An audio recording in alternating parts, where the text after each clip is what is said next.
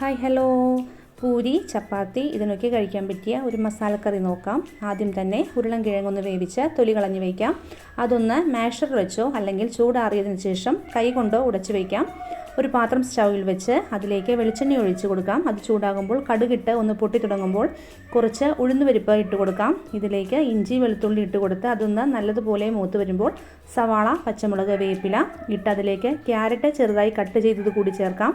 ഇതിലേക്ക് കുറച്ച് ഉപ്പ് കൂടി ചേർത്ത് ഒന്ന് വഴറ്റി കൊടുക്കാം. ഇതിലേക്ക് 1/2 ടീസ്പൂൺ മഞ്ഞൾപ്പൊടി, 1/2 ടീസ്പൂൺ കുരുമുളക് പൊടി എന്നിവ ചേർത്ത് ഒന്ന് വഴറ്റിയതിന് ശേഷം ഉടച്ചു വെച്ച ഉരുളൻകിഴങ്ങ് ഇടാം.